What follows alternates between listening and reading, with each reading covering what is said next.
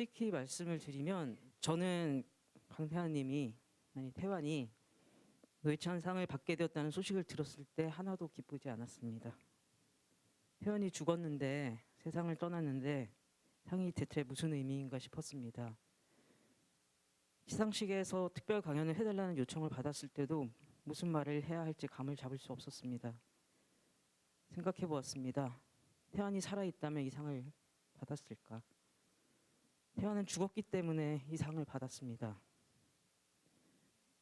태환의 삶이 그리고 죽음이 어떤 울림을 주었기에 노회찬 상을 주기로 결정하셨을까? 태환이 우리에게 남기고 간 숙제는 무엇일까? 강연이라고 하기는 뭐 하고요. 그저 태환을 오랫동안 곁에서 지켜본 활동가로서 태환의 이야기를 들려드릴까 합니다. 태환은 1992년 2월 24일 몽골의 수도 울란바토르에서 태어났습니다. 만 5살이던 98년 1월 어머니와 함께 한국으로 이주했습니다. 관광비자로 들어온 태환과 어머니는 얼마 지나지 않아 미등록 체류자가 되었습니다. 어린 태환이는 어머니가 일하러 나가면 혼자 집에 남아 있어야 했습니다. 어머니는 문을 밖에서 잠그고 출근을 하셨다고 합니다. 그러다가 인근 교회 목사님의 도움으로 유치원에 다니게 되었습니다.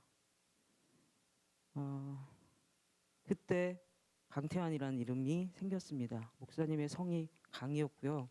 태환이의 몽골식 이름이 타이왕이었기 때문에 강태환이 되었습니다. 태환이 초등학교에 입학하게 된 즈음이 이제 1999년이었는데요. 그때는 미등록 이주아동들이 학교에 정식으로 등록을 할 수 없었습니다. 그래서 청강생 자격으로 학교에 다녀야 했고요. 그래도 교회 목사님의 도움으로 태환이 이제 사정을 학교에 찾아가서 하셔서 태환이가 초등학교에 청강생으로 입학할 수 있게 되었습니다. 태환은 경기도 군포에서 초등학교, 중학교, 고등학교를 다녔습니다. 태환이 학교에 다니는 동안 한국 정부는 미등록 이주 아동도 학교에 입학해서 학적을 생성할 수 있도록 법을 바꿨습니다. 그리고 법무부는 학교에 다니는 동안은 단속해서 추방하지 않겠다라는 지침을 내놓았습니다. 그렇지만 고등학교를 졸업하면 그런 보호막은 더 이상 유효하지 않았습니다. 고등학교 다닐 때까지는 다른 가난한 한국인 친구들이랑 똑같다고 생각했던 태환이는 고등학교를 졸업하고 나서야 본인이 외국인이라는 것 그리고 미등록 체류자라는 것을 뼈저리게 느꼈다고 합니다. 그것은 열심히 일해도 한국인보다 낮은 임금을 받고 경력과 기술이 쌓여도 승진을 할 수 없고 언제든 단속이 되어서 한국에서 쫓겨날 수 있는 현실이었습니다. 고등학교를 졸업한 태환은 물류센터와 이삿짐 센터를 전전하면서 닥치는 대로 일을 했습니다. 일은 고되고 일당도 같이 일하는 한국 사람보다 적었지만 그것보다 더 힘든 것은 막말과 욕설이었습니다. 친구들을 만나는 것도 태환에게는 힘든 일이었습니다. 다들 대학생이 되어서 멋진 옷을 차려입고 나타나는데 혼자 멍투성이에 꾀지지한 옷차림으로 모임에 나가 앉아있는 게 부끄러웠기 때문입니다. 태환은 더 이상 친구들을 만나지 않게 되었고 조금이라도 안정적인 일을 하자는 마음으로 경기도 안양에 있는 한 전자회사에 취직했습니다. 그리고 그 회사에서 9년 가까이 일했습니다. 비록 미등록 이주 노동자였지만 열심히 일했고 기술이 쌓이면서 회사에서도 인정을 받았습니다. 하지만 아무리 성실하게 살아도 미래를 꿈꿀 수 없는 현실은 언제나 태환을 주눅들게 만들었습니다. 몽골로 갈 생각은 해본 적도 없고 한국에서 평생 살고 싶었지만 미등록 체류자라는 신분은 태환에게 벗어날 수 없는 족쇄 같은 것이었습니다. 언제나 남들의 눈치를 봐야 했고 혹시라도 길에서 시비라도 붙어서 경찰이 출동할까 봐 무서워서 사람들과 눈도 마주치지 않고 땅만 보며 다녔다고 합니다. 소심해지고 의욕도 없고 자신감도 떨어진 채 20대를 보내던 태환에게 길이 보인 것은 2019년 12월이었습니다.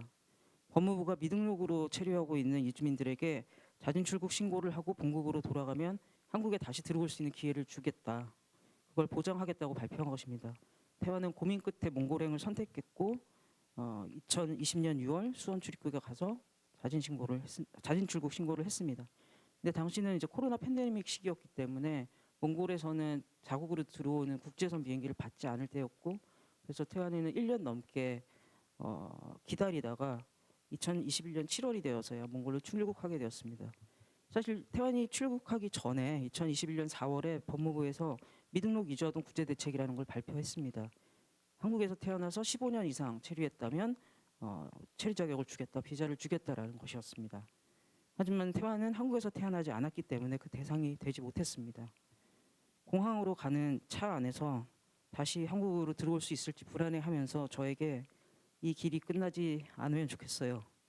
공항에 닿지 않고 계속 이 길이 이어지면 좋겠어요라고 했던 말, 그냥 다 포기하고 미등록으로 살 걸 그랬어요라고 했던 말이 기억납니다.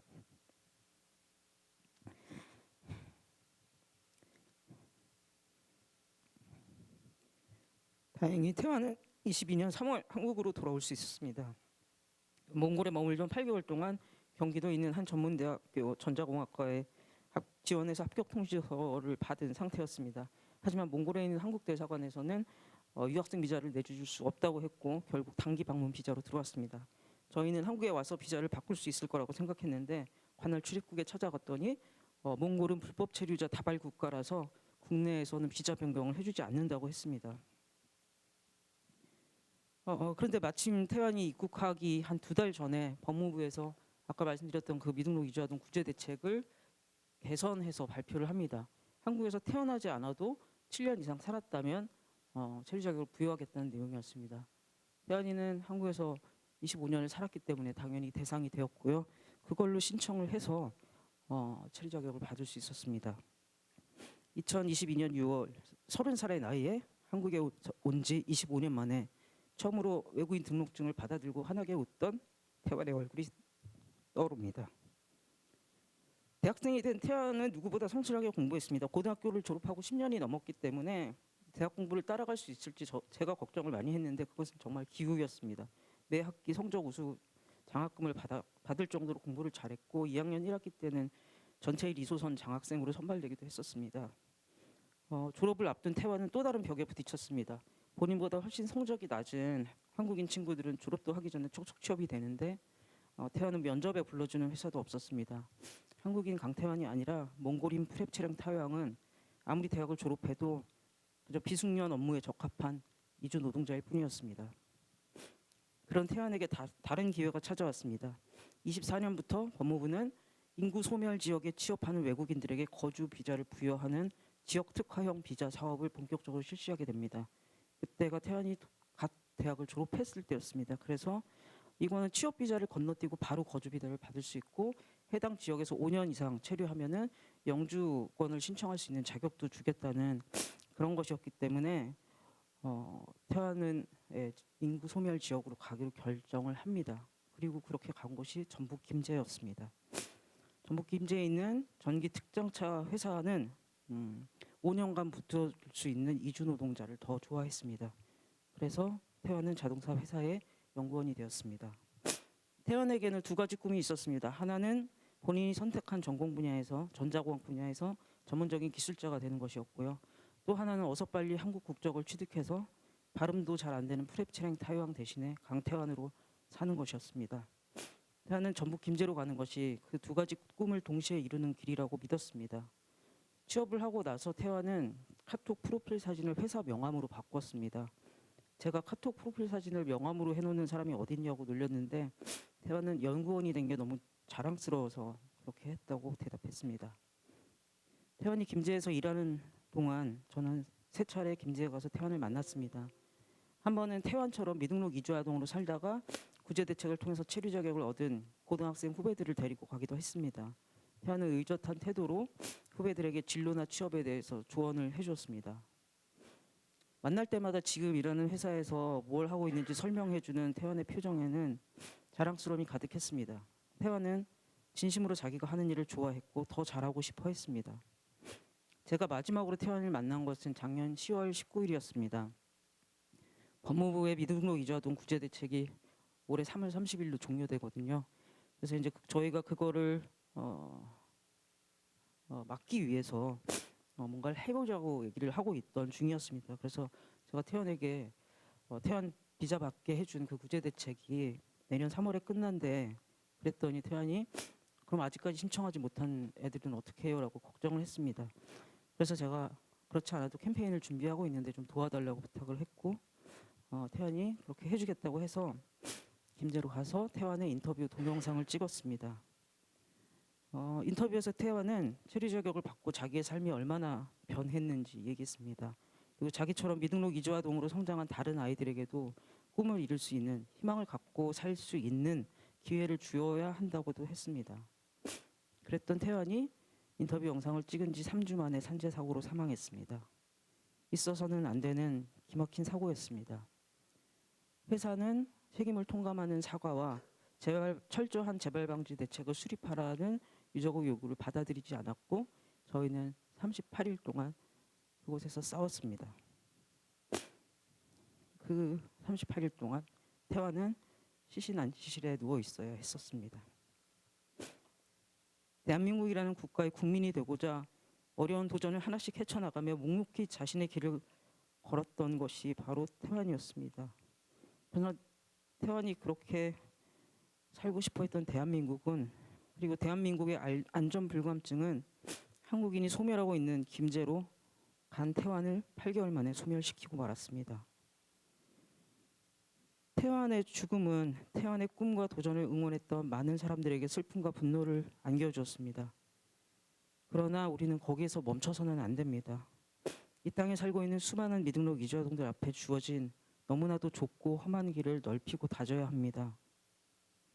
노동자의 목숨보다 기업의 이윤을 소중히 여기는 이 사회의 부정의를 부수어버려야 합니다.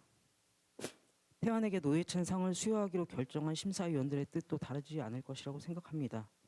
태환의 삶과 죽음을 기억하며 이주 아동과 이주 노동자도 차별 없이 인간으로서의 권리를 온전히 누리는 사회를 만들기 위해 다 같이 힘을 모아주시면 좋겠습니다. 감사합니다.